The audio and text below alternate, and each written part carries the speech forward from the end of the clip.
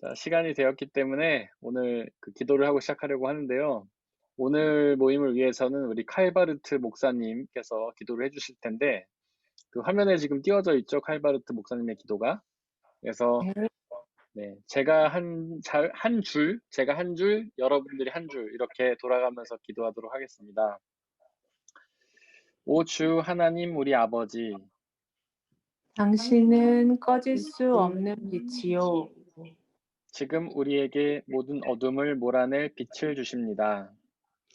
당신은 차갑게 식을 수 없는 사랑이시요. 우리에게 영생으로 가는 길을 열어 주십니다.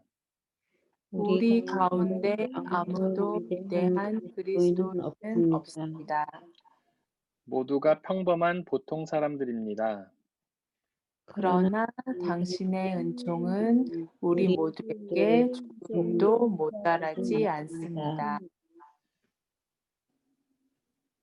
우리가 우리 안에서 만들어낼 수 있는 작은 기쁨과 감사들을 불러일으켜 우리가 조정할 수 없는 수줍은 믿음으로 우리가 거절할 수 없는 조심스런 복종으로 마침내 당신 독생자의 죽음과 부활을 통해서 우리에게 주고자 마련하신 온전한 삶으로까지 차츰차츰 자라게 해 주십시오.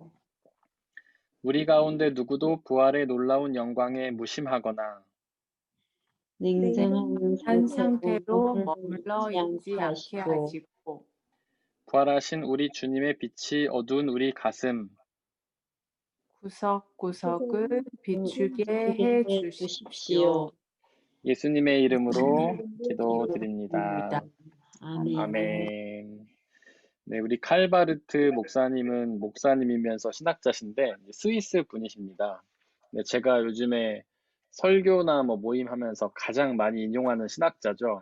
네, 이분이 어떤 우리 신앙의 그런 기본적인 틀에 대해서 아주 잘 정리하신 신학자라고 많은 사람들이 평가하고 저도 그렇게 생각합니다.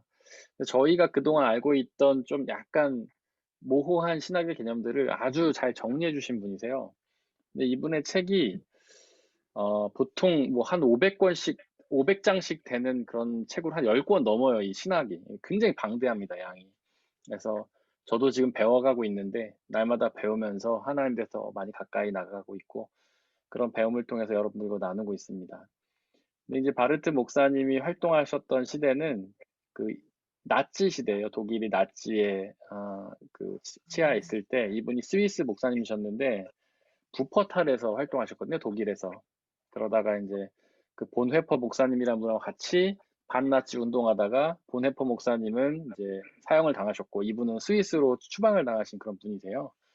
근데 그런 어떤 그 상황에서 기독교가 굉장히 나치에 그때만 협력을 했잖아요. 그 독일 기독교 연합회가. 그거에 대해서 이분이 굉장히 어떤 실망을 느끼면서 과연 신학이라는 게 뭔가, 성경이 무언가를 고민하면서 정리를 하기 시작을 한 거예요. 이분은 이런 교회가 어떤 나치에 이렇게 순응하고 지지한 이런 상황 속에서 복음이 무엇인가를 고민하고 정리했던 그런 목사님이라고 할 수 있습니다. 이런 분들의 기도나 신학을 보면서 우리 그리스도인들이 이 시대에서 어떤 모습을 정말 살아가야지 배울 수 있는 것 같습니다. 그래서 오늘 목사님의 기도를 통해 은혜를 받을 수 있어서 감사하고요. 자, 이제 저희가 본론으로 들어가려고 합니다. 본론 시작하기에 앞서서 숙제를 검사하는 시간을 가지려고 하는데요. 숙제 다 하셨죠? 네. 목사님, 저희 숙제 있어요. 숙제 잘 하셔야 됩니다. 네, 우리 오늘 그 숙제 늘 해오시는 멤버 중에 두 분밖에 안 오시긴 했지만 두 분이 늘 잘 해오시기 때문에 한번 숙제를 나눠보도록 하겠습니다. 네. 숙제는 저희가 지난달에 12절부터 16절까지 했는데 이 말씀을 좀 자기 말로 바꿔서 말해보는 거예요. 혹시 가능하시겠어요? 민경이 먼저 해. 여기 17장 말씀하시는 거죠? 네. 아니, 1장, 저희가 지금 17조 올려드렸는데 지난번에 했던 거요. 지난번에 했던 거요? 네네. 그거 네. 혹시 볼로 띄워드려야 되나요? 아니 그냥 네, 예. 예. 네 한번 네. 네. 성경 12절에서 16절. 어느 책에 저희가 지금 로마서 하고 있는데, 로마서예요? 예, 예, 예. 로마서 1장입니다, 1장. 로마서 네. 네. 일- 네. 음.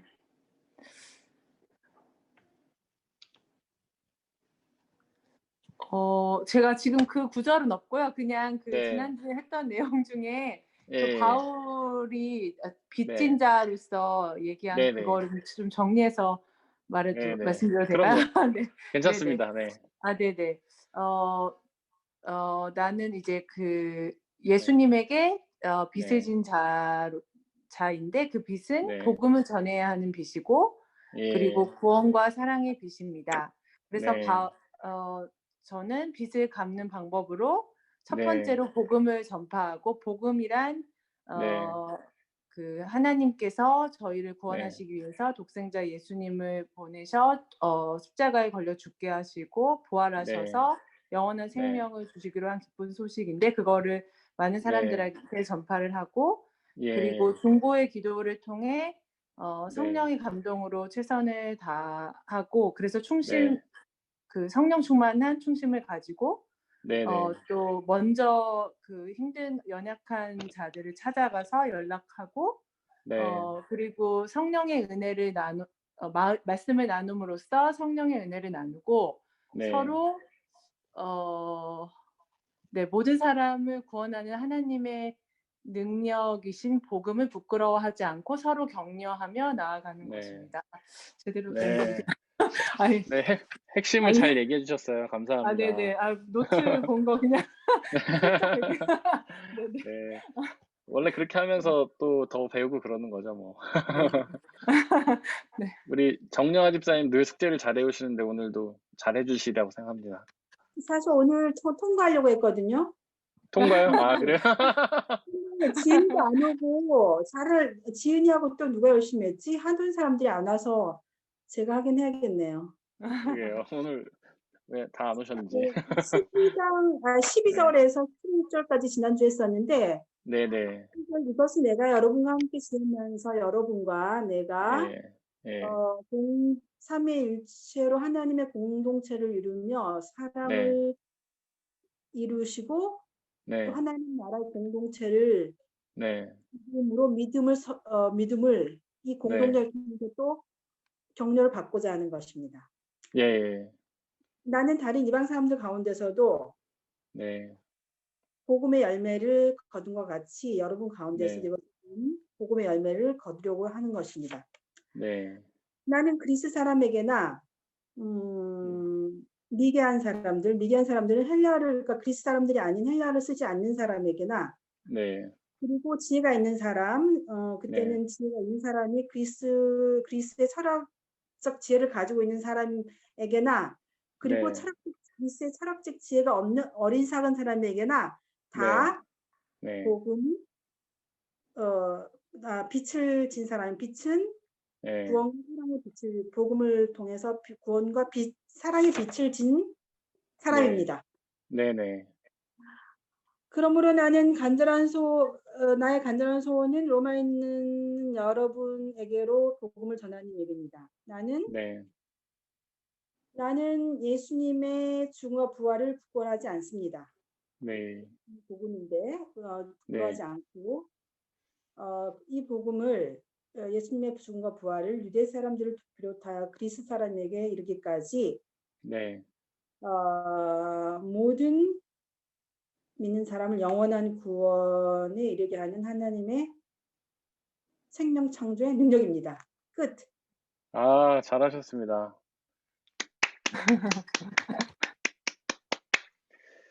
네. 저희가 이제 모르겠네. 뭐 하는 거냐면요. 저희가 이제 말씀을 이렇게 배우잖아요. 나누잖아요. 그러면 그거를 다음 달에 자기가 배운 거 이해한 대로 말씀을 바꿔보는 거예요. 예를 들면 오늘 17장을 배웠으면 성경 그대로 말하는 게 아니라 오늘 저희가 배우고 나눈 내용을 통해서 자기의 언어로 바꿔서 말을 해보는 거예요, 권사님. 네. 오늘은 이제 17절을 할 건데 지금 본문에 띄워져 있는 대로 저희는 세 번역 본문을 갖고 합니다. 네, 권사님 뭐 갖고 계신 성경이 어떤 번역인지 모르지만 같이 보시면서 하시면 될 것 같아요. 네. 오늘 그 17절 말씀 나누려고 하는데 먼저 17절을 한번 읽고 같이 나누도록 하겠습니다. 그 앞에 있죠? 시작. 하나님의 의가 복음 속에 하나님의 의가 복음 나타납니다. 속에 이 나타납니다. 일은 오로지 이는 믿음에 근거하여 일어납니다. 일어납니다. 이것은 성경에 이것은 성경에 기록된 바 기록한 바 의인은 의인은 믿음으로 살 것이다 한 믿음으로 것과 살 것이다 한 같습니다. 것과 같습니다. 아멘. 아멘. 여기 보면 이제 하나님의 의라는 말이 나오죠. 하나님의 의, 이 성경에 굉장히 많이 나오는 말입니다. 예수님도 너희는 먼저 그의 나라와 의를 구하라 이렇게 예수님 말씀하셨고 성경 곳곳에서 하나님의 의라는 말이 나와요. 하나님의 의가 뭘까요? 하나님의 의. 혹시 그냥 여러분들 생각하는 대로 말씀해 보세요. 하나님의 의. 신실하심. 신실하심. 신실하시다라는 거는요. 이게 이제 믿음직스럽고 성실하다 이런 뜻이에요. 죄송하지만 목사님 로마서 몇 장이라고 그랬습니까? 찾는 것도 힘드네. 1장이에요. 1장. 1장요. 예, 1장 17절입니다. 1장 17절. 예. 그래서 그 제가 보통 전 아침쯤에 이렇게 그 보내드리거든요. 그 카톡으로 그거를 프린트 하셔도 되고 아니면 성경을 피시고 하셔도 됩니다. 1장 17절입니다. 예. 하나님 이게 신실하심과는 하나님의 의는 조금 뭘까 비슷하긴 한데 완전 똑같은 개념은 아닙니다. 그러니까 그냥 의라고 하면 어떤 거예요? 의? 오름, 오름이죠. 오름. 발음. 올음이죠. 뭐 보통 이제 정의 이런 걸 떠올리잖아요. 오름, 정의. 그래서 예를 들면 이 시대의 정의, 뭐 정의로운 세상 막 이런 얘기 하잖아요. 하나님의 의도, 하나님의 정의, 하나님의 오름이라고 이해를 하시면 될 것 같아요. 네. 하나님의 정의가 과연 뭘까요? 하나님의 정의, 하나님의 법칙, 하나님이 하나님의 나라를 다스리고 하나님의 사람들을 다스리는 그런 법칙 같은 게 있잖아요. 여러 가지가 있겠지만 아주 핵심적인 법칙 뭐가 있을까요? 나를 믿는 사람은 영원히 죽지 않는다. 네, 맞아요. 먼저 이제 죄인, 이게 믿지 않는 사람이죠. 는 멸망, 회개하고 하나님을 믿는 사람은 구원이다. 이게 이제 하나님의 의예요. 하나님의 정의. 하나님이 이 세상을 다스리는 방법이에요. 네. 그러니까 뭐 정의로운 세상 이렇게 하면 보통 이제 법치주의다 얘기하면서 그 나라의 헌법을 수호하는 뭐 이런 걸 떠올리잖아요. 그러니까 하나님의 의라는 거는 하나님의 법칙인데 하나님의 법칙을 지키는 것이 하나님의 의가 드러나는 거예요. 하나님의 의는 하나님의 법칙은 뭐냐면 죄인은 멸망하고 하나님 믿는 사람은 구원이다 이런 뜻이죠. 근데 이거를 뭐 굉장히 어렵게 생각할 필요가 없게 쉽게 생각을 하면 돼요. 이제 하나님의 나라가 있죠. 하나님 나라를 다른 말로 하면 하나님의 집이라고 할 수 있어요. 집. 근데 하나님과 함께 살려면 하나님을 믿어야 되는 거잖아요. 믿지 않는 사람이 한 집에 못 살잖아요. 하나님을 믿지 않으면 이 집에서 나가야 되는 거예요. 그게 멸망이고 그게 지옥이죠. 이렇게 이해를 하시면 간단합니다. 예를 들어서 가족끼리 부부끼리 서로 믿으니까 한 집에 사는 거지. 서로 믿음이 깨지면 서로 사랑할 수가 없으면 같이 살지 못하잖아요. 그래서 또 헤어지지 않습니까? 그런 거 이제 멸망이고 지옥이라고 하시면 돼요. 이게 하나님의 정의예요. 하나님의 의. 그래서 이거를 이제 핵심으로 말하면 아까 정리화 집사님이 요약하신 것처럼 믿는 사람은 구원, 다른 말로 하면 믿음 이렇게 요약할 수도 있어요. 이게 하나님의 의예요. 근데 우리가 이제 요즘 욥기를 통해서 배우는 것 중에 하나가 이제 하나님의 법정이잖아요. 하나님의 법정은 굉장히 중요합니다. 머릿속에 꼭 기억을 하고 계세요. 하나님의 법정. 이게 세상의 법정과 똑같아요. 이 앞에는 이제 재판장, 뭐 판사라고 할 수 있죠. 판사. 이게 하나님이시죠. 이 직책을 맡고 계신 게. 이쪽에는 이제 검사가 있는 거예요. 여기는 변호사, 피고. 보통 피고가 여기 앉기도 하죠. 이렇게. 피고. 근데 검사 역할하는 게 이제 사탄이에요. 제가 말씀드렸죠. 이 히브리어 사탄이라는 말의 원래 뜻이 검사다. 네. 그러니까 뭐 거짓말하는 자, 고소하는 자 다 있는데 거짓말하고 우리를 유혹하고 괴롭히고 다 중요한데 가장 핵심적인 거는 우리의 죄를 고발하는 거예요. 죄를 고발. 변호사는 이제 파라클레이토스라는 말입니다. 성경에는 2명의 변호사가 나온다고 했죠. 2명의 파라클레이토스, 이걸 한국말로는 보혜사라고 번역하는데 신약 성경에 2종류의 보혜사가 나옵니다. 혹시 기억하세요? 예수님, 네, 맞아요. 예수님. 첫 번째로는 예수님이세요. 그리고 두 번째로는 성령님이요. 성령님이에요. 맞아요. 이 두 존재가 우리의 보혜사예요. 그래서 이제 이 검사 사탄이 우리의 죄를 고발하는데 뭘 갖고 고발을 하냐면 보통 세상의 법정에서도 검사가 법을 가지고 사람을 고발하잖아요. 뭐 헌법, 그다음에 뭐 상법 이런 거 가지고 하잖아요. 그래서 뭐 저 사람은 누구의 물건을 훔쳤으니까 뭐 벌금 얼마에 쳐야 됩니다라고 한다든가, 뭐 저 사람은 사용을 했으니까 무기징역에 쳐야 됩니다 한다든가, 이렇게 헌법 몇 조 몇 항에 그거에서 이렇게 하잖아요. 그 법을 갖고 하잖아요. 이 사탄은 뭘 갖고 고발하는, 바로 하나님의 의, 이걸 갖고 고발하는 거예요. 저 피고 김재학이는 죄를 졌습니다. 하나님 믿지 않습니다. 그러니까 멸망을 보내야 됩니다. 이렇게 얘기를 하는 거예요. 이게 하나님의 의예요. 근데 변호사는 뭐라고 하냐면, 검사가 고발한 것처럼 김재학이는 죄인이 맞는데 그 죄를 용서받았습니다. 왜냐하면 이제 구약 시대 때는 희생제사, 원래는 죄를 진 게 맞는데 저 동물이 대신 죄를 졌으니까 김재학이는 원래 유죄가 맞지만 죄를 용서받은 거예요. 이렇게 했죠. 근데 이제 신약 시대에 와서는 이 변호사 파라클레이토스들이 변호해 주는 거예요. 예수님이 딱 등장하셔서 김재학이는 죄인이 맞는데 내가 그 죄를 대신 지고 죽었습니다. 내가 보석을 한 거예요. 라고 해주는 거예요. 근데 성령님은 예수님을 가리키면서 김재학이는 검사 사탄이 고발한 것처럼 죄인은 맞는데 바로 예수님께서 대신 죄를 지고 죽으셨기 때문에 무죄입니다라고 얘기를 해주는 거예요. 그래서 하나님의 옳음과 정의는 게 중요하다. 믿지 않는 자는 멸망할 수밖에 없는 거예요. 왜냐하면 믿지 않는 자는 예수님과 성령님이 변호해주지 않는 거예요. 하나님을 믿지 않으니까. 네. 그런데 예수님을 믿는 사람은 용서받아요, 죄를. 그래서 구원을 얻는 것이에요. 이게 바로 하나님의 의의가 복음 속에 나타났다라는 뜻입니다. 복음이 무엇이죠? 우리 서민경 성도님, 정리아 집사님 여러 번 하셔서 아실 것 같은데, 복음. 예수님의 죽음과 부활. 네, 맞아요. 예수님의 죽음과 부활이죠. 복음은 이제 그 헬라어로 유앙겔리온이라고 합니다. 이건 기쁜 소식이라는 거예요. 왜 기쁜 소식이냐면 바로 이것 때문이죠. 원래는 제가 사탄의 고발대로 죄를 지었기 때문에 멸망을 당해야 맞지만 예수님께서 우리의 죄를 위해 대신 죽어주셔서 구원을 얻게 되었다.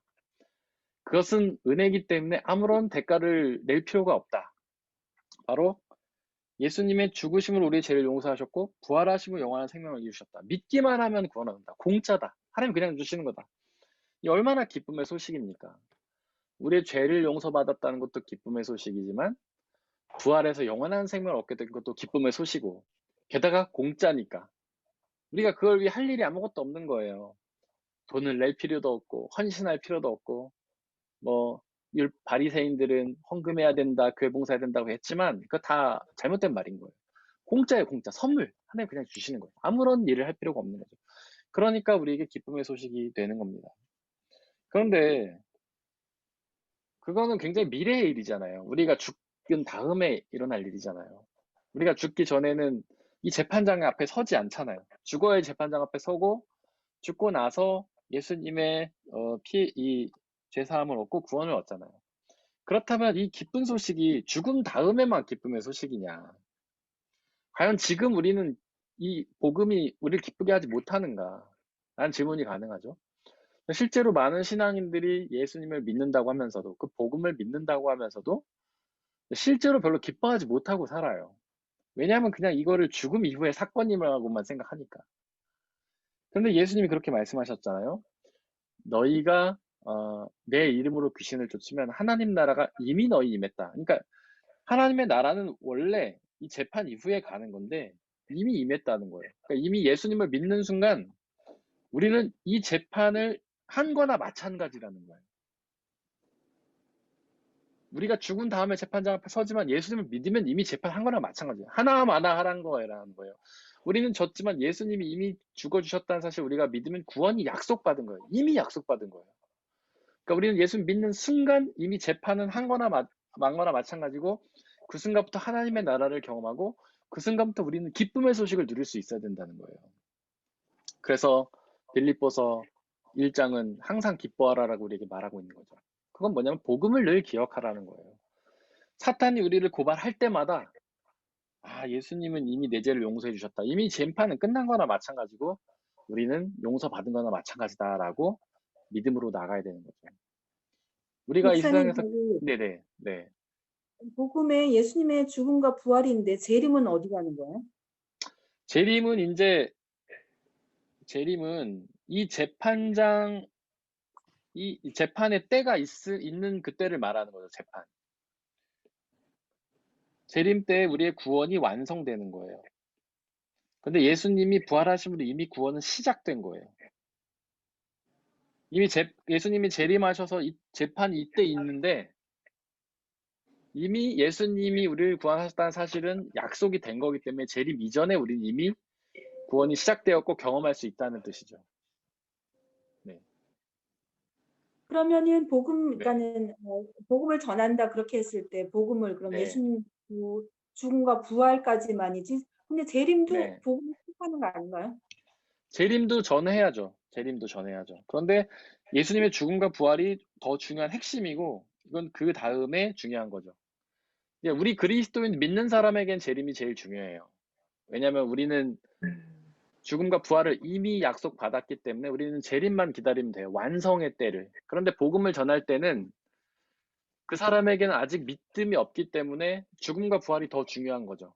그분들이 죽음과 부활을 믿고 났을 때 그 다음에 이제 재림이 그들에게는 의미가 있는 거예요. 네가 예수님을 믿고 당신 예수님을 믿고 구원을 지금 경험하고 나중에 완성된다. 예수님을 믿은 우리들에게는 늘은 그런 고민이지 않습니까? 복음을 믿는데 왜 난 기쁘지 않지? 왜 하나님 나라를 경험하지 못하고 있지? 그때 우리에게는 이 재림 사이에 있다. 우리가 예수님의 부활 승천과 재림 사이에 있다라는 인식이 굉장히 중요한 거예요. 재림 사이에 있기 때문에 우리는 아직 구원을 어느 정도 경험했지만 완성되지는 못했다. 이런 인식이 필요한 거죠.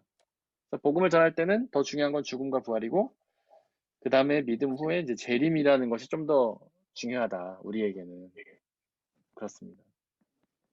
네. 그래서 하나님의 의는 복음 속에서 나타난다. 복음. 예수님의 죽음과 부활 그리고 재림까지. 네. 예수님을 믿는 사람은 이미 지금 복음을 경험해야 된다. 만약에 우리가 예수님을 믿는데도 예수 그리스도를 통해서 구원 얻었다는 사실을 기쁘지 못하다면 우리는 우리의 믿음을 조금 점검해 봐야 된다는 거죠. 다시 한번 예수 그리스도의 죽음과 부활을 온전히 믿어야 된다는 거죠. 근데 주로 우리가 기쁘지 못한 이유는 이 사탄 때문이거든요. 사탄이 우리를 정죄하기 때문이에요. 우리는 분명히 이미 예수님이 죽으셨기 때문에 우리의 구원은 이미 시작이 됐어요. 그런데 사탄은 계속 말하는 거예요. 저 김재학이 또 죄졌다고, 저 구원 못 받는다고 이런 식으로 우리 마음속에서 우리를 정죄해요. 근데 우리는 죄를 용서받고 구원을 약속받았음에도 불구하고 사탄의 그 음성을 들으면 또 흔들리고 막 좌절하고 자책하고 그런단 말이에요. 그래서 우리는 기쁘지 못한 거예요. 사탄의 이 정죄 때문에. 사탄이 우리를 정죄할 때마다 네 죄는 용서받지 못했어. 또 죄 졌네. 또 부족하네. 이렇게 우리를 정죄할 때마다 우리는 계속 예수 그리스도의 복음을 다시 한번 되새겨야 된다는 거죠. 주님의 복음은 죄는 위해 우리 죽으셨고 부활하셨다. 이거는 이제 완전하다. 이제 그 칼바르트라는 학자, 제가 아까도 기도했지만 바르트는 이제 예정론에 대해서 말했어요. 원래 예정론은 이제 칼빈이 말한 거죠. 원래는 처음에 칼빈은 이중 예정을 말했습니다. 이중 예정. 구원을 받을 사람과 구원을 받지 못할 사람으로 하나님이 예정하셨다는 거예요. 그래서 하나님은 어떤 사람은 구원받기로 이미 예정하셨고 어떤 사람은 받지 못하기로 예정하셨다는 거예요. 우리 주변에 보면 그러지 않습니까? 아무리 복음을 열심히 전해도 받아들이지 않는 사람들. 칼빈은 그 사람들이 하나님이 구원하지 않기로 예정했다 이렇게 얘기를 한 거예요. 근데 어떤 사람들은 우리 서민경 성도님처럼 복음을 별로 잘 안 전해도 그냥 하나님 쫙쫙 믿고 받아들인 사람들이 있잖아요. 이런 사람들은 하나님께서 선택하셨다, 구원하기로 예정하셨다라고 칼빈은 설명을 한 거예요. 근데 이 이중예정론의 문제는 뭐냐면 과연 하나님이 믿지 않는 사람들을 구원하지 않기로 예정하셨다면 그럼 하나님이 사랑의 하나님이 아니지 않는가? 사랑의 하나님이라면 왜 애초부터 구원하지 않고 지옥에 보낼 사람 예정했나? 이런 이제 질문이 생기는데 거기에 대해서 답을 못 해요. 이런 이제 단점이 있어요.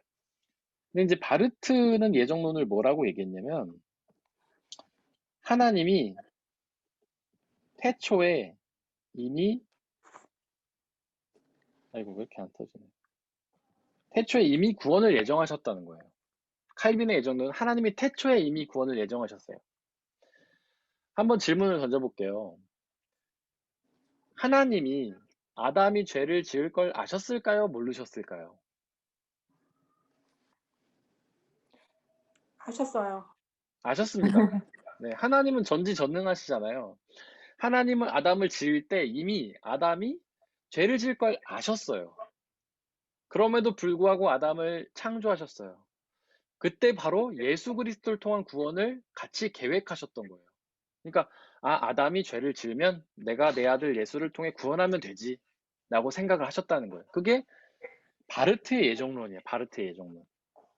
하나님은 이미 태초에 사람들을 타락할 걸 알고 구원하기로 예정하셨다. 이게 바르트 예정론이에요. 그런데 이 예정론에서 뭐가 필요하냐면 하나님의 선택과 인간의 응답이 필요해요. 인간의 응답. 이게 바로 믿음인 거예요. 하나님이 우리 모두를 부르신 거예요. 몇 명만 부르신 게 아니에요.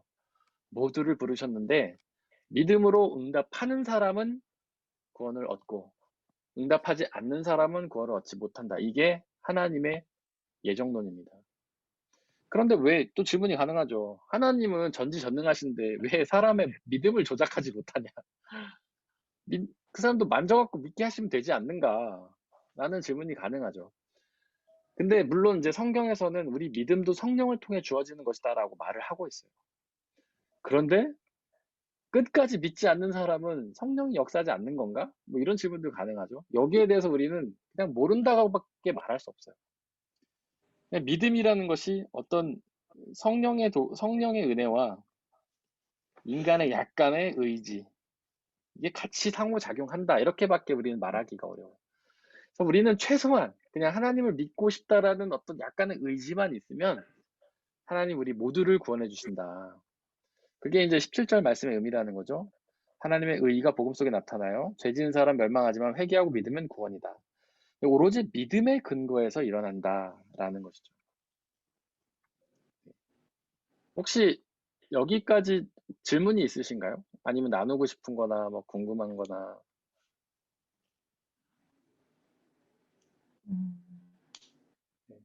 이해가 혹시 안 되시는 부분이 있거나.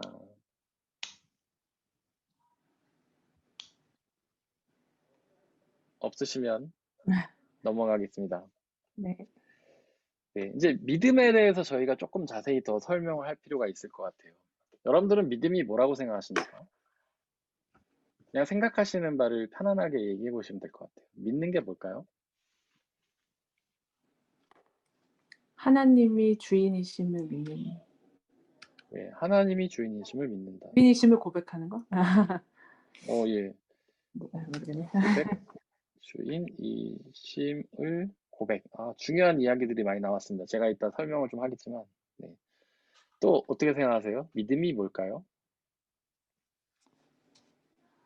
하나님이 우리의 주인이셔서 네, 예수 그리스도를 통해서 네, 우리 예, 저기, 우리의 죄를 회개를 하면은 예, 구원을 얻을 수 있다는 것. 네. 그러니까 예수 그리스도를 통한 구원을 믿는다라고 말씀하신 거죠? 네. 이거는 믿음의 이제 대상이라고 할 수 있을 것 같아요. 믿음의 대상. 혹시 권사님은 믿음 어떻게 생각하십니까? 저도 정영아 집사님하고 비슷하게 생각을 했는데, 네네. 예수 네. 그리스도를 통한 믿음. 네, 믿음의 내용 혹은 대상. 굉장히 중요하죠. 우리가 사실 많은 신앙인들이 뭐 하나님을 믿는다고 말하면서 구체적으로 말 못하는 경우가 있어요. 근데 믿음의 가장 중요한 내용인 이거거든요. 예수 그리스도 통한 구원을 믿는다. 이게 핵심이에요. 이 내용을 믿지 않으면은 잘못된 믿음이죠. 그냥 어떤 사람들은 그래요. 뭐 하나님의 기적을 믿는다. 교회를 다니긴 다니는데 예수 그리스도를 뺀 믿음을 갖고 있어요. 전능하신 하나님 믿는다. 구원, 뭐 기적의 하나님 믿는다. 맞죠. 맞는데 가장 중요한 핵심 바로 예수 그리스도를 통한 구원을 믿는 것이 우리 신앙의 핵심이라는 거. 이게 가장 중요한 내용이라고 할 수 있습니다. 제가 이제 믿음이 무엇인지 아까 우리가 기도했던 바르트가 정리한 내용 한번 좀 나눠보려고 합니다. 이게 우리의 믿음에 대해서 아주 잘 정리를 한 것 같아요. 그래서 오늘 숙제는 이겁니다. 오늘 제가 나누는 이 믿음을 여러분들이 완전히 숙지하시는 거. 그것이 오늘의 숙제입니다. 바르트는 믿음을 이제 세 가지로 세분화를 했어요. 믿음은 이제 1번, 2번, 3번 이렇게 세 가지로 세분화를 했어요. 1번은 뭐냐면 독일어로 아네어케농입니다. 이 사람 스위스 사람이라 독일어로 했어요. 아네어케농이 무슨 뜻이죠? 인정하는 것. 맞아, 인정이에요, 인정. 믿음은 첫 번째로 인정이라는 거예요. 뭘 인정이냐면 아까 우리 서민경 선생님 얘기한 것처럼 하나님이 주님이심을 인정하는 거예요. 하나님이 주님이시다.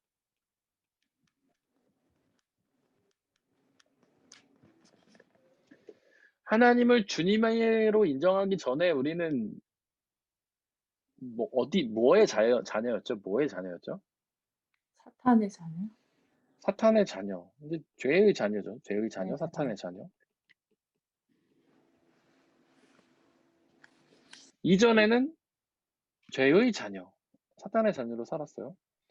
근데 죄의 근원이 뭡니까? 죄의 근원. 여러분 좀 어려운 얘기인가요? 네? 하나님이 아닌 나의 네. 뜻대로 사는 거. 맞아요. 네. 나를 믿는 거예요. 나를 믿는 거. 나를 믿는 거. 죄는 곧 나를 믿는 거라고 생각하시면 돼요. 죄는 하나님을 믿지 않는 건데 하나님을 믿지 않고 나를 믿는 게 죄예요. 우리가 선악과 사건에서 보면 하나님이 이제 아담한테 네가 동산에 있는 모든 나무를 먹어도 되는데 동산 중앙에 있는 선악을 알게 하는 나무를 먹지 마 이렇게 얘기하셨죠. 근데 아담은 만약에 그가 하나님을 주님으로 인정했다면 그 선악과를 먹지 말아야 돼요. 근데 사탄이 이제 유혹을 하긴 하지만 보니까 맛있게도 생겼고 먹으면 정말 선악을 알 것 같아. 지혜롭게 될 것 같아. 이렇게 생각한 거죠. 먹으면 내가 괜찮은 존재가 될 것 같아. 라고 생각한 거죠. 결국 나를 주인으로 고백한 게 죄인 거예요. 그래서 하나님의 명령을 어기고 내 욕망대로, 내 욕심대로 한 게 죄잖아요. 이 죄는 나를 믿는 것. 그래서 어거스틴이라는 학자를 죄를 교만이라고 말했죠. 그래서 죄는요, 하나님이 주님이 아니라 내 인생의 주님을 나로 믿는 게 죄인 거예요. 근데 인정은요, 나를 믿던 것에서 하나님을 믿는 거로 방향을 바꾸는 거예요. 방향 전환. 이거를 회개라고 하는 거죠. 이 회개를 뜻하는 헬라어 메타노이아는 방향을 바꾼다는 뜻이에요. 방향을 바꾼다. 예를 들어서 다름슈타트에서 프랑크푸르트로 가려면 가려고 했는데 잘못해서 아우토반을 타서 하이델베르크행으로 탔어요. 방향이 잘못됐죠. 이게 죄예요, 이게 죄. 그러면 그러니까 빨리 프랑크푸르트로 가려면 어떻게 됩니까? 빨리 고속도로를 다시 나와가지고 거꾸로 바꿔야 되잖아요, 방향을. 이게 회개인 거예요, 방향을 바꾸는 거. 원래 나를 믿고 살던 이 삶의 방향에서 나를 주인으로 모시고 나를 최고로 모시던 삶에서 방향을 바꿔서 하나님을 주님으로 모시고 하나를 위해 사는 것. 이게 회개예요. 바로 인정이 그겁니다. 하나님이 나의 주님이라고 인정하는 거. 이게 믿음인 거예요. 그래서 아네어 캐논은 하나님이 주님이시다라고 인정하는 것이고 결국 회개다. 이렇게 이해를 하시면 됩니다. 그 다음에 두 번째로는 믿음이 에어 캐논이라고 했어요. 잘 안 써지네요. 에어 캐논. 에어 캐논이 무슨 뜻이죠? 아는 것. 네, 아는 것이에요. 인식, 안. 바르트는 믿음이 아는 것이라고 했어요. 인식, 아는 것이다. 근데 이거 저희가 사실 여러 번 이야기를 했었는데 이 알물 뜻하는 헬라어 기노스코라는 말이 있다고 했죠. 스코. 이 기노스코에는 5가지 뜻이 있어요. 알미 뭔지 5가지 뜻. 혹시 이거 기억하십니까?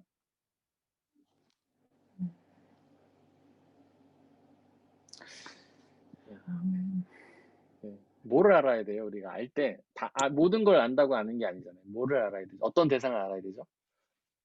하나님이요. 맞아요. 하나님을 안답니다. 하나님을 안다. 믿음을 아는 거예요. 믿음은 아는 거. 근데 뭘 아는 거냐면 하나님을 아는 거예요. 두 번째로는요. 믿음은 배움이란 뜻이에요. 배운다. 우리가 하나님을 알려면 배워야 돼요. 근데 사실 많은 신앙인들이 하나님을 믿는다고 하면서 배우기를 원하지 않아요. 예배에는 열심히 참여해요. 기도회나 뭐 찬양 집회 열심히 참여합니다. 그런데 배우는 자리에 나오지 않아요. 성경 공부를 하려고 하지 않아요. 근데 예배랑 성경 공부는 굉장히 다른 거예요. 예배는 우리의 신앙을 강하게 만드는 거예요. 하나님을 믿는 믿음을 강하게 만드는 거예요. 근데 배우는 거는 하나님의 신앙을 깊게 만드는 거예요. 온전히 믿는 거. 이 두 개가 같이 가야 돼요. 신앙을 강화시키고 심화시키는 건 같이 가야 돼요. 근데 이제 바르트는 믿음이 하나님을 배움이라고 했어요. 그러니까 바르트는 배우는 게 더 중요하다는 거예요. 하나님을 예배하고 찬양도 중요하지만 그 전에 먼저 배워야 된다는 거예요. 하나님을. 배워야 온전히 예배할 수 있다는 것이죠. 배우지 않는 건 잘못 예배할 수 있다는 거예요. 배우지 않고 예배하면 어떻게 되냐면 이단에 빠집니다. 여러분들 신천지나 통일교 이런 사람들이 다 성경을 왜곡해가지고 이상한 교리를 만들잖아요. 그 사람들이 원래 교회 다 다니던 사람들이에요. 이단에 빠진 사람들이. 근데 신천지에 가서 성경을 잘못 배워가지고 그게 진짜인 줄 알고 거기 빠지는 거예요. 그러니까 성경을 잘 모르고 어설프게 아는 사람들이 이단에 빠져요. 그래서 우리는 배워야 돼요. 하나님을 알아야 돼요. 하나님을 온전히 믿기 위해서도지만 잘못된 신앙에 빠지지 않기 위해서. 세 번째로 아는 거는 이해한다는 거예요. 이해함. 하나님을 아는 거는요, 하나님을 이해하는 거예요. 하나님을 이해한다는 거는 어떤 우리가 말씀을 통해서 하나님을 배우는데, 그런 성경 말씀, 그냥 말씀 자체만 우리가 그냥 보고 읽는 게 아니라 그 말씀이 갖고 있는 상황적인 문화적인 배경, 그다음에 말씀 단어의 의미, 신학적인 뜻, 역사적인 해석 이런 거를 다 같이 이해한다는 뜻이에요. 그러니까 배움과 이해는 사실 같은 거라고 비슷한 거라고 볼 수 있어요. 배우면 이해하게 되는 거거든요. 그다음에 네 번째는 뭐냐면요. 경험하는 거예요. 경험. 하나님을 아는 거는 경험하는 거예요. 우리가 말씀 속에서 배운 하나님을 경험하는 거예요. 예를 들어서 예수 그리스도를 통한 죽음과 부활이 복음이다. 그 말씀을 우리가 배웠으면 그 말씀이 정말 우리를 기쁘게 만들어야 되는 거예요. 그냥 머릿속에서 기쁜 소식이지. 실제로는 들어도 하나도 안 기쁜데 기쁜 소식이지 그냥 알고만 있으면 그건 아는 게 아닌 거예요. 정말 경험해야 돼요. 우리 삶 속에서 복음이 정말 기쁜 소식이구나. 사탄이 우리를 유혹할 때마다, 우리를 공격할 때마다 예수님이 우리를 위해서 이미 죽어주셨지. 또 부활하셨지. 나는 이미 구원을 얻고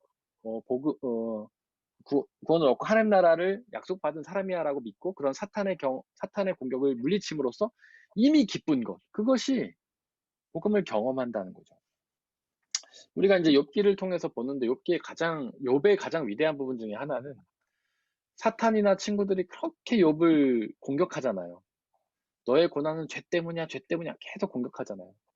그런데 그는 자기의 고난이 죄 때문이 아니라고 계속 확신해요.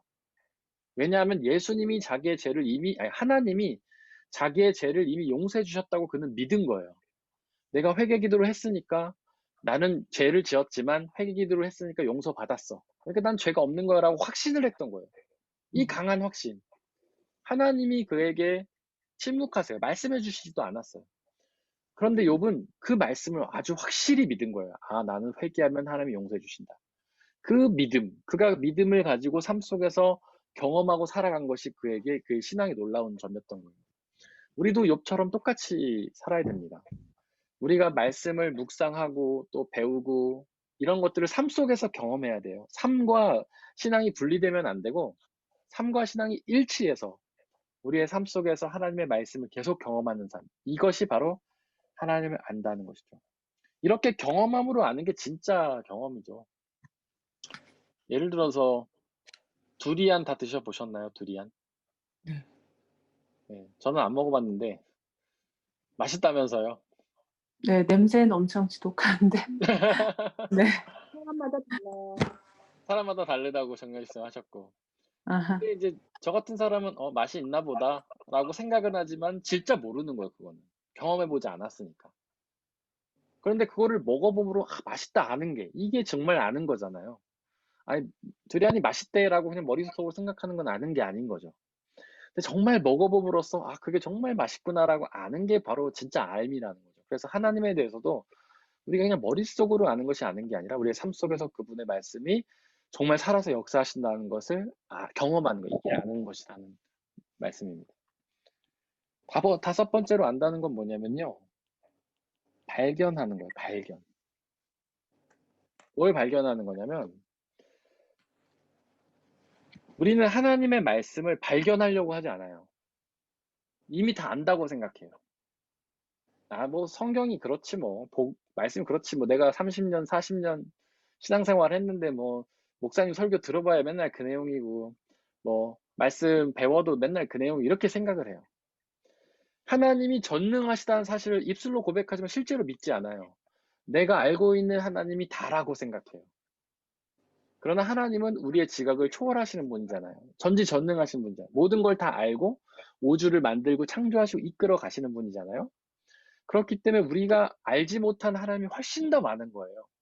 그 하나님을 발견해 나가는 것이 바로 알미라는 거죠. 어떤 신학자는 하나님을 알아가는 것을 장님이 코끼리를 만지는 거에 비유했어요. 장님이 코끼리를 만진다고 생각해 보세요. 그가 코끼리를 알면 얼마나 알겠습니까? 자기가 더듬은 데밖에 모를 거 아니에요? 근데 다리를 더듬은 사람은 코끼리는 짧어. 그리고 뭐 움직이더라? 이렇게 얘기할 거 아니에요. 근데 코를 만진 사람은 뭔가 축축하고 막 왔다 갔다 하는데 뭐 킁킁거리기도 하고 막 그렇게 얘기한단 말이에요. 근데 엉덩이를 만진 사람은 뭔가 크고 안 움직여. 근데 냄새나 막 이렇게 얘기할 거예요. 뭐 이 장님 셋이서 막 싸울 거 아닙니까? 네가 말한 코끼리는 네 코끼리가 아니야. 내가 생각한 코끼리가 코끼리야. 이러면 되게 어리석은 거잖아요. 근데 우리는 그렇다는 거죠. 우리가 알고 있는 하나님이 다라고 생각하고 더 알기를 멈춰버리는 거예요. 그리고 평생을 신앙생활을 하는 거죠. 근데 그것은 하나님을 올바로 믿는 것이 아니다. 하나님을 아는 것은 발견하는 것이고 그분을 날이 갈수록 발견하면서 믿음으로 나갈 그게 믿음이다라는 거예요. 그 바르트는 그렇게 얘기를 했어요. 아까 제가 예배보다 하나님을 아는 것이 중요하다 이렇게 말했는데 바르트는 그렇게 말했어요. 하나님을 아는 것이 예배의 근거다. 그러니까 하나님을 먼저 알고 그 아는 것을 가지고 하나님을 예배해야 된다. 그렇게 얘기를 한 거죠. 그리고 우리가 예배 초 때마다 시작할 때마다 제가 읽는 성경이 있어요. 하나님은 영이시니 예배하는 자가 신령과 진정으로 예배할지니라. 이런 얘기를 하죠. 근데 신령이라고 하니까 뭐 굉장히 좀 그렇지만 이게 이제 원어로 보면 푸뉴마라고 돼 있어요. 푸뉴마. 하나님은 영이시니 할 때 영하고 똑같은 거예요. 근데 이제 거룩한 영, 거룩한이 지금 독일어로 저기 헬라어로 제가 갑자기 생각이 안 나는데 하여튼 거룩한 영으로 예배를 드린다 이렇게 돼 있어요. 근데 영도 좀 어려운 개념이지만 쉽게 말하면 마음과 생각이라고 제가 말씀드렸죠. 그러니까 하나님은 우리의 마음과 생각에서 활동하는 분이시기 때문에 우리가 하나님을 예배할 때는 마음과 생각으로 하나님을 예배해야 된다 이런 뜻이에요. 그러니까 마음과 생각이 하나님을 채움으로, 다시 말해 하나님을 알므로 예배를 해야 된다 이런 뜻이에요. 그러니까 우리가 하나님께 예배할 때는 하나님은 우리의 마음과 생각에서 활동하시는 분이시기 때문에 우리의 마음과 생각에 하나님을 배워서 알므로 그 하나님을 예배해야 된다. 이게 이런 뜻이에요. 그러니까 하나님을 알지 않으면 예배할 수가 없다는 뜻이죠. 그리고 루터는 뭐라고 얘기했냐면 되게 심하게 말했어요. 말씀을 알려고 하지 않는 사람이 있다면 그는 그리스도인이 아니다. 이렇게까지 얘기를 했어요. 네. 말씀을 배우지 않으면 그리스도인이 아니다. 근데 이 맥락에서 볼 때는 맞는 말이죠.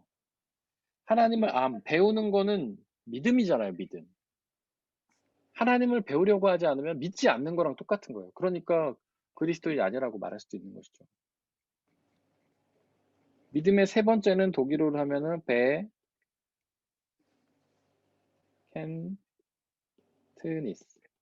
베켄트니스입니다. 제가 제대로 썼죠, 베켄트니스. 베켄트니스가 무슨 뜻이죠?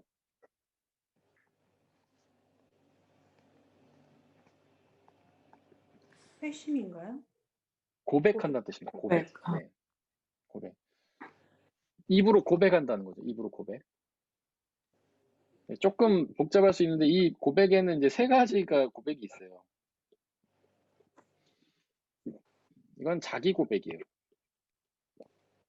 그러니까 입술로 고백한다는 거예요. 저는 하나님을 믿습니다라고 입으로 고백한다는 거예요. 로마서 10장 10절 말씀에 보면 이런 말씀이죠. 사람은 마음으로 믿어서 의에 이르고 입으로 고백해서 구원에 이른다. 그러니까 마음으로만 믿으면 완전한 믿음이 아닌 거예요. 입으로 고백해야지. 그게 믿음이라는 거예요. 그래서 베켄트니스, 믿음은 고백이라는 거죠. 왜 믿음이 중요하냐면 입술로 고백한다는 거는 사람들 앞에 내가 믿는 사람임을 증명해 보인다는 뜻이거든요. 그래서 자기 고백, 믿음이 고백이 중요한 겁니다. 두 번째 고백은 뭐냐면요. 복음 전파예요. 복음 전파. 복음 전파.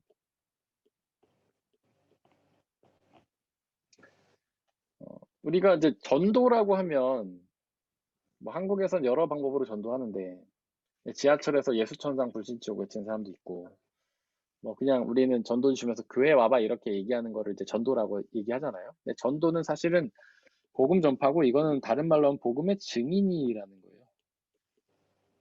복음 증언.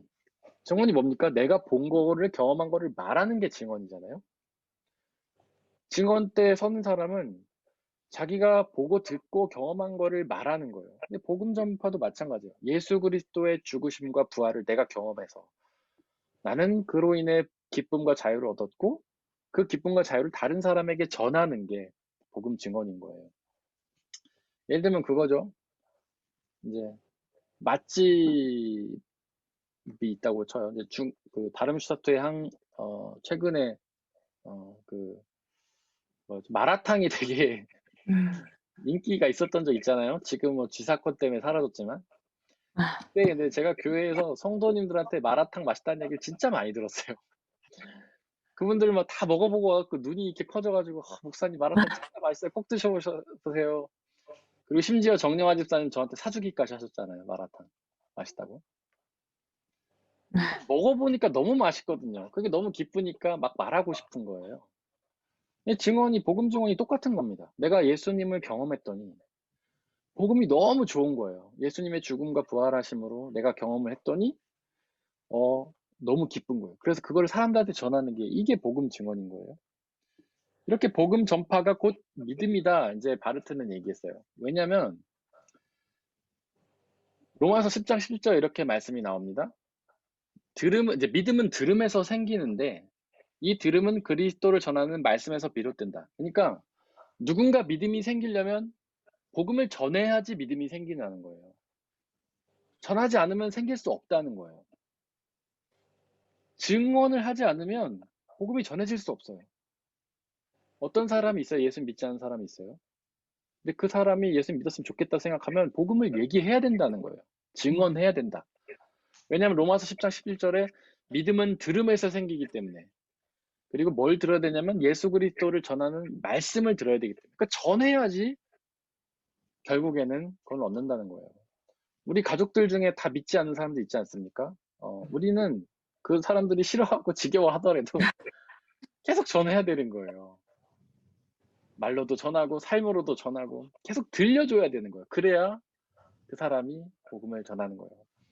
여러분들이 누군가에게 마라탕 맛있다고 계속 얘기해야 그 사람이 나도 먹어볼까 하는 마음이 생길 거 아닙니까? 정말 맛있는지 맛없는지 한번 먹어볼까? 듣지 않으면 마음이 아예 안 생기는 거예요. 그래서 바로 이 증언이 필요하다. 이 고백. 이것이 믿음이다. 세 번째 믿음은 뭐냐면요. 세 번째 고백은 기도예요. 기도의 고백이 필요해요. 우리가 믿는다는 거는 기도의 고백이에요. 기도는 대화잖아요. 하나님을 믿기 때문에 우리는 기도할 수 있어요. 하나님이 믿지 않으면 기도하지 않는 거예요. 반대로 얘기하면 기도하지 않으면 믿지 않는 거예요. 하나님이 살아계시다고 믿는데 그분에게 말을 걸지 않는다? 그건 있을 수가 없는 일인 거죠. 우리가 부부가 사는데 남편이 옆에 있으면 말 시키잖아요. 아내가 옆에 있으면 말 시키잖아요. 대화를 하잖아요. 근데 옆에 없으면 대화를 못 하지 않습니까? 똑같아요. 기도라는 거는 하나님을 믿기 때문에 하는 것이고, 믿으면 기도하게 된다는 거죠. 이 기도가 굉장히 중요한 겁니다. 이제 그 다음에 이제 그 빌립보서 1장 19절에는 그렇게 돼 있어요. 바울이 이렇게 얘기해요. 나는 기도와 예수 그리스도의 영의 도우심으로 구원을 얻는다. 그러니까 구원을 얻는 방법은 기도와 성령의 도우심이에요. 바울이 이렇게 말했어요. 기도와 성령의 도우심으로 구원을 얻는다. 저희가 아까 그런 말 했죠. 이제 선택 얘기하면서 우리가 복음을 아무리 증거해도 믿지 않는 사람들이 있는데 그 사람들의 의지가 믿을 마음이 전혀 없어서 그런 건데, 믿음은 사실 성령이 주시는 건데 그 사람을 만져주셔서 구원 얻게 주시지 않는가 했잖아요. 바로 우리가 기도하면 성령이 도우셔서 이런 일들이 일어난다는 거예요. 그러니까 우리가 이웃들에게 복음을 전할 때는 말로 전하지만 기도하면서 성령의 도우심을 구하는 거예요. 성령 하나님께서 도와달라고, 저 영혼에게 만져달라고. 우리의 입술의 고백으로 복음을 전하는 건 그 사람의 의지를 갖게 만드는 거예요. 아까 제가 구원은 하나님의 부르심과 인간의 응답이 필요하다고 했죠. 근데 우리의 복음 증거는 그 사람의 의지, 그 사람의 의지를 설득하는 거예요. 기도와 성령의 도우심은 하나님의 부르심을 더욱 강력하게 만드는 거예요. 이렇게 우리의 복음을 증거하면서 기도하면서 나아가면 성령님께서 그 영혼을 만져주셔서 하나님의 때에 복음을 얻게 해주시는 거예요. 구원을 얻게 해주시는 거죠. 바로 이게 믿음입니다. 1번 인정, 하나님이 주님이라는 걸 인정하고 하는 것. 2번 믿음은 인식이고 알미인데 하나님을 알고 배우고 이해하고 경험하고 발견하는 것. 세 번째로 믿음은 고백인데 신앙의 자기 고백이면서 복음을 고백하는 것이고 기도를 통해 하나님께 고백하는 것이다. 이게 이제 믿음이에요. 근데 이제 믿음은 예수님은 그렇게 얘기하셨죠. 하나님을 사랑하고 이웃을 사랑하는 것이 믿음이다. 근데 여기서 보면 1, 2번은 하나님 사랑입니다. 하나님을 사랑하는 사람은 그분이 나의 주님으로 인정을 하는 거예요. 하나님을 사랑하니까 그분을 알고 싶어 하는 거예요. 알려고 노력하는 게 아니라 알고 싶어 하는 거죠. 여러분들 연애할 때 한번 생각해 보세요. 아득히 먼 옛날 일이라 기억이 안 나실 수도 있겠지만, 우리가 누군가에게 호감을 가지면 알고 싶잖아요. 저 사람 너무 괜찮은데 이름이 뭐지? 취미는 뭐지? 뭐 종교는 뭐지? 어디 살지? 점점 그 알고 싶은 게 많아지고, 그렇게 알고 싶은 게 많아지고 더 확실히 알게 되었을 때 이제 결혼도 하고 그러는 거 아닙니까? 그래서 사랑한다는 거는, 알고 싶어 한다는 건 사랑한다는 거예요. 그다음에 이제 믿음을, 자기 고백하는 것도 하나님 사랑이고, 복음 전파도 하나님 사랑이라고 할 수 있죠. 기도도 하나님 사랑이라고 할 수 있습니다. 그런데 이것은 또한 이웃 사랑이기도 한 거예요.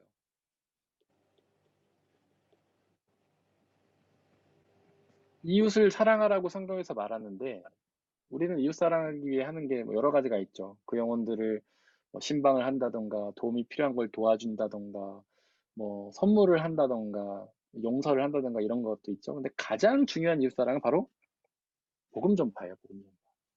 왜냐하면 복음 전파는 영생이라는 놀라운 선물을 받기 때문이죠. 가장 최고의 이웃 사랑은 복음 전파예요. 또한 최고의 이웃 사랑은 기도죠. 기도. 그 영혼이 구원하게 해달라는 기도. 또 그 영혼의 모든 만나는 일들이 하나님의 은혜 축복 가운데 있게 해달라는 기도. 그래서 최고의 이웃 사랑은 복음 전파와 기도예요. 그래서 이 믿음은 결국 하나님 사랑과 이웃 사랑이라고 할 수 있는 것입니다. 그 고린도전서 1장 10절에 보면 믿음을 뭐라고 얘기하냐면 하나님과의 친교, 이거라고 말해요. 이 친교는 코이노니아라는 말입니다. 이 사귄다는 뜻이에요. 다른 말로 하면 연애한다는 뜻이에요. 연애. 믿음은 하나님과 연애하는 거예요. 하나님 사랑, 하나님과 연애하는 거예요. 여러분들이 연애하듯이 하나님과 사랑하면 그게 믿음입니다. 여러분들이 연애할 때 이성을 보고 설레었던 것처럼 하나님을 보고 설레하는 거. 이성을 최고로 생각하면서 그를 위해 모든 걸 양보하고 그에게 맞춰줬던 것처럼 하나님에게 모든 주권을 맞추는 것. 그리고 이성과 뭔가 맨날 연락을 주고받고 전화하고 편지 쓰고 그랬던 것처럼 하나님과 교제 나누고 기도하고 말씀으로 교제 나누고, 그게 믿음이에요. 그게 연애예요. 근데 이렇게 누군가 이성과 연애하면 세상이 아름다워 보이지 않습니까? 다른 사람도 나한테 믿게 한 사람도 막 사랑스러워 보이잖아요. 근데 그게 이웃 사랑이라는 거예요. 하나님과 사랑하면 이웃도 사랑하게 된다는 거예요. 이거는 어떤 이웃 사랑은 명령이 아니고, 명령이긴 맞는데 우리를 억누르고 제한하는 명령이 아니라 우리에게 자유케 하는 명령이에요. 그냥 하나님을 사랑하면 자동으로 이웃을 사랑하게 된다는 거예요. 포도나무 열매 비유처럼. 네. 여기까지 혹시 질문이나 혹시 나누고 싶으신 게 있으신가요? 궁금하신 거나 이해가 안 되거나.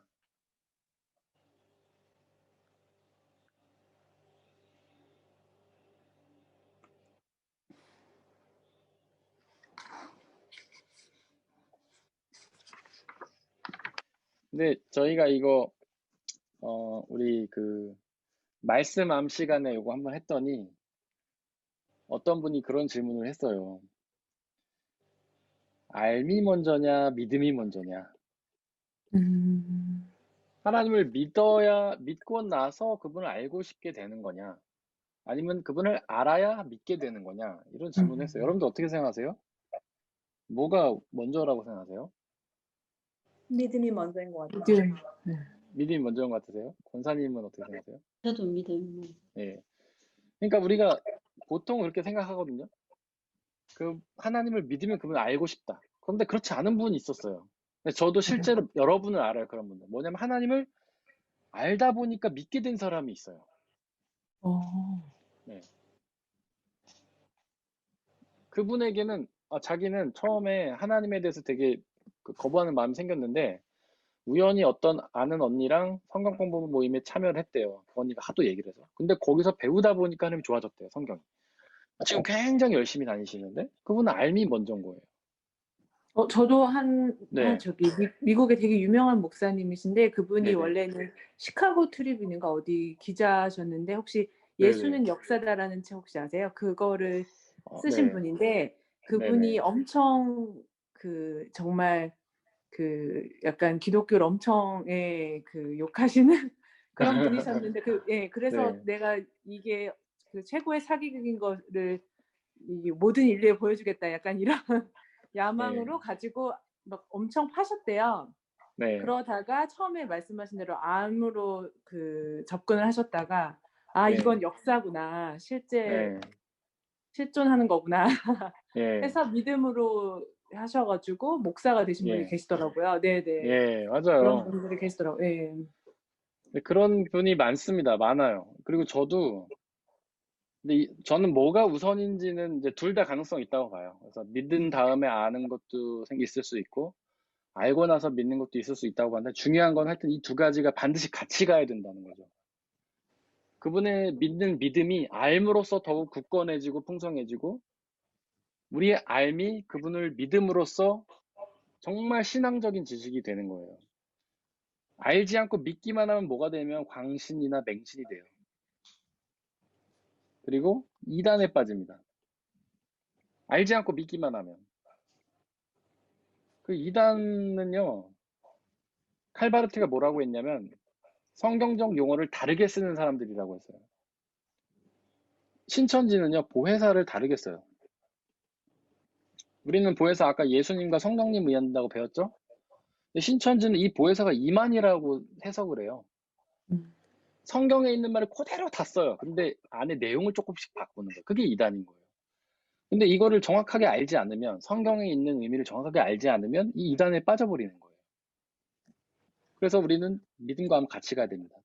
믿지 않고 알기만 하면 뭐가 되냐면은 그냥 신앙을 지식으로만 받아들이는 거예요. 믿지 않고 알기만 하면 그냥 냉정한 신앙이 돼야 된다고 하나? 아까 뭐 그 기자분처럼 알게 됐는데 믿게 된다면 정말 다행이지만 그냥 마치 신화를 대하듯 성경 대하는 사람도 있어요. 예수 그리스도를 어떤 정보나 지식으로만 대하는 사람들. 믿지 않는 거죠. 그냥 재미로 배우는 거예요. 이 두 개가 반드시 같아야 됩니다. 그분을 믿고 그 다음에 알고 혹은 알면서 믿고 같이 가야 되는 거예요. 반드시. 그래서 알면 굉장히 중요하다는 거죠. 네, 혹시 더 질문이나 나누실 게 있으신가요?